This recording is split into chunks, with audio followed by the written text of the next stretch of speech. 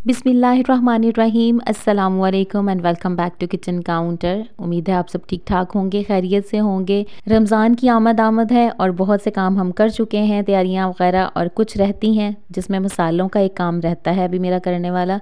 तो आज मैं धनिया पाउडर बना रही हूँ, ज़ीरा पाउडर और गरम मसाला बना रही हूँ आपके सामने। अच्छा, गरम मसाला तो मुझसे जब भी मैं यूज़ करती हूँ किसी भी चीज़ में तो सब पूछते हैं कि ये कौन सा मसाला डाला है। तो आज मैं आप सबके साथ अपनी गरम मसाला की सीक्रेट रेसिपी शेयर कर रही हूँ, जो अब सीक्रेट नहीं रहेगा। आप भी उस तरह से बना के देखिएगा, हर सालन को वो एक डिफरेंट टच देगा, यूनिक सा एक फ्लेवर आएगा जो आम गरम मसाले से हटके होगा। तो आपने एक दफ़ा मेरे तरीके से बनाकर ज़रूर देखना है। सबसे पहले ये धनिया, खुश्क धनिया, इसको कर लेते हैं। अच्छा, बाकी मसालों को आप वॉश कर सकते हैं, लेकिन धनिया आप वॉश ना किया करें क्योंकि ये ना अंदर से हॉलो होता है और इसके अंदर पानी जाने का डर होता है, जिसको ड्राई करना थोड़ा सा मुश्किल हो जाता है।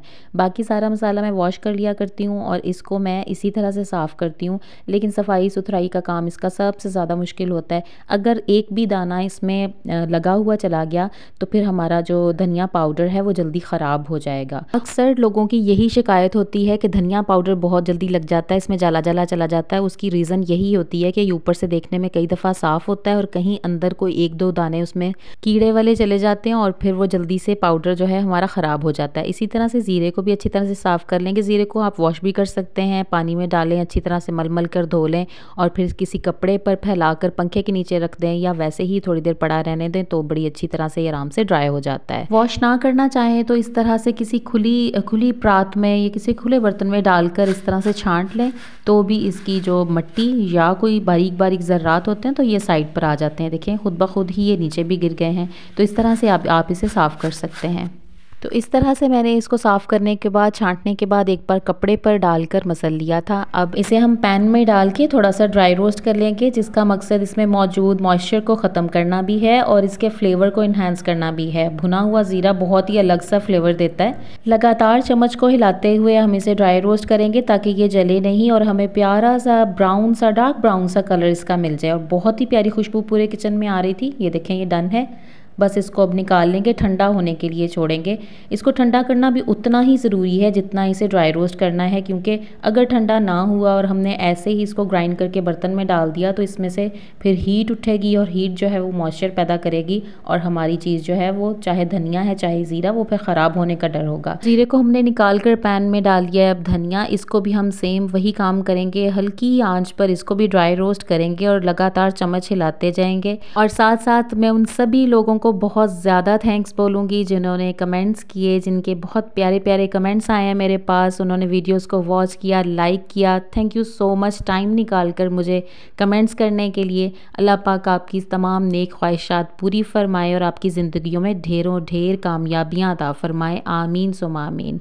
तो ये ड्राई रोस्ट हो चुका है। इसको भी देखें, कलर चेंज हो गया। आपने देखा वीडियो में ग्रेजुअली इसका कलर चेंज होता गया और इस तरह का ब्राउन सा कलर हमें चाहिए। तो इसको फिर हमने अलग बर्तन में निकाल लिया और दोनों चीज़ों को ठंडा कर लिया। ज़ीरा और धनिया मैंने सेपरेट बाउल्स में डाले हैं क्योंकि मुझे इनको अलग अलग ही पीसना है।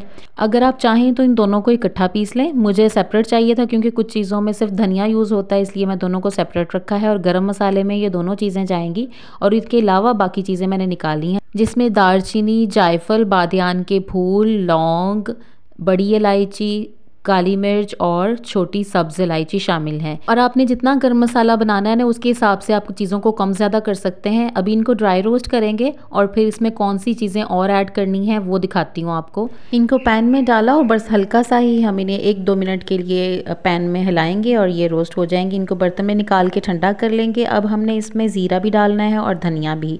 तो 2 टेबलस्पून ज़ीरा निकाल लेते हैं इस बर्तन में से और 2 टेबलस्पून ही खुश्क धनिया निकाल लेते हैं और बाकी ज़ीरा और धनिया हमने ग्राइंड कर लेना है सेपरेट। तो जनाब, इन दोनों चीज़ों को बारी बारी ग्राइंड कर लेंगे और फैला कर किसी बर्तन में रखेंगे, प्लेट वगैरह में, ताकि ये अच्छी तरह से ठंडा हो जाए, इससे पहले कि हम इनको किसी जार वगैरह में डालें। और जो जार जिसमें हम डालेंगे मसाले को, उसका भी ख्याल रखेंगे कि वो बिल्कुल खुश्क हो। और वीडियो के एंड में मैं आपसे ये भी डिस्कस करूंगी कि आप किस तरह से यूज़ करते हुए ख्याल रखकर इन मसालों को ज़्यादा देर के लिए बिल्कुल ठीक रख सकते हैं और आपने कभी इस चीज़ का ख्याल रखा या नहीं, वो भी आपने मुझे कमेंट्स में ज़रूर बताना है। दोनों को साइड पे कर लिया। अब मसाले में डालनी है हमने मज़ीद कुछ चीज़ें, जिसमें है ये मेरे पास चाट मसाला, किसी भी ब्रांड का 1 टीस्पून के बराबर आपने चाट मसाला ले लेना है। और ये है मेरे पास कढ़ाई गोश्त मसाला, किसी भी अच्छे ब्रांड का आप ये ले लें, 1 टीस्पून ही ये जाएगा। इसमें आपके पास 2 ऑप्शंस हैं, या आप कढ़ाई गोश्त मसाला ले सकते हैं या कोरमा मसाला। इसके अलावा कोई और मसाला ना डालिएगा, यानी जैसे निहारी मसाला या अचार गोश्त या बिरयानी मसाला, ये मसाले नहीं जाएंगे, बस इन दोनों में से जाएंगे जो मैंने आपको बताए हैं। इसके साथ मैं डालूंगी तकरीबन 1/4 टीस्पून ऑफ पिंक सॉल्ट, या ब्लैक सॉल्ट भी यूज़ कर सकते हैं। और बेफिक्र होकर करिएगा, इससे आपके मसाले में नमक नहीं होगा। ऐसा नहीं है कि हंडिया में आप मसाला डालेंगे तो नमक तेज़ हो जाएगा। एक तो ये है ही बिल्कुल थोड़ा सा, और दूसरा सारा मसाला तो आपने एक बार में हंडिया में नहीं डालना। इससे बहुत अच्छा सा चटपटा फ्लेवर आएगा आपके मसाले में। और साथ ये मेरे पास है अभी अजवाइन हाथ में, ये भी इसमें डाल दूंगी, और ये भी 1/4 टीस्पून है। अजवाइन आपने इससे ज़्यादा नहीं डालनी, क्योंकि अभी इसने ग्राइंड होना है मसाले के साथ, अदरवाइज़ ये कड़वाहट देगा, इसलिए थोड़ी सी अजवाइन डालनी है, वो भी इसको बहुत चटपटा सा करेगी इस मसाले को।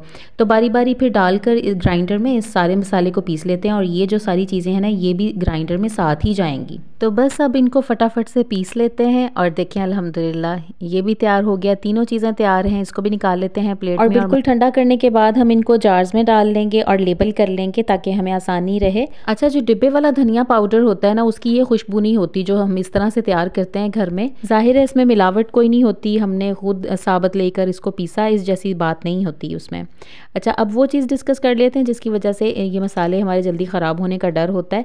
जैसे अब ये कढ़ाई है या बर्तन है जिसमें भी आप खाना बना रहे हैं, जिसमें आप कुकिंग कर रहे हैं, ये है वो बर्तन, ठीक है। अब इस बर्तन के नीचे ज़ाहिरी बात है कि आग चल रही है, खाना पक रहा है। तो जब आप जार अपना पास रख के इस तरह ढक्कन खोल के मसाला डालते हैं ना, तो यहाँ से उस खाने में से स्टीम भी उठ रही होती है, और इसमें से नीचे आग भी चल रही है, उसकी हीट भी होती है। तो ये कहीं ना कहीं आपके जार को गर्म भी करती है, और ये मॉइस्चर जो स्टीम वाला होता है ना, खाना पकने वाला, वो आपके जार के अंदर जाने का डर भी होता है। उसकी वजह से फिर जब हम यूज़ करने के बाद फ़ौरन ढक्कन बंद कर देते हैं, ये हीट अप हुआ होता है, अंदर स्टीम गई होती है, तो इस तरह से इसमें मॉइस्चर जाने के चांसेस बन जाते हैं और जल्दी ख़राब होने का डर होता है। तो बेहतर है कि अलग बर्तन में डालकर यूज़ करें। कौन कौन इस बात का ख्याल रखता है कमेंट्स में ज़रूर बताइएगा। तो ये थी आज की वीडियो, पसंद आई तो लाइक का बटन प्रेस कर दें। चैनल पर फर्स्ट टाइम आए हैं तो सब्सक्राइब कर लें। Thanks for watching. अल्लाह हाफिज़।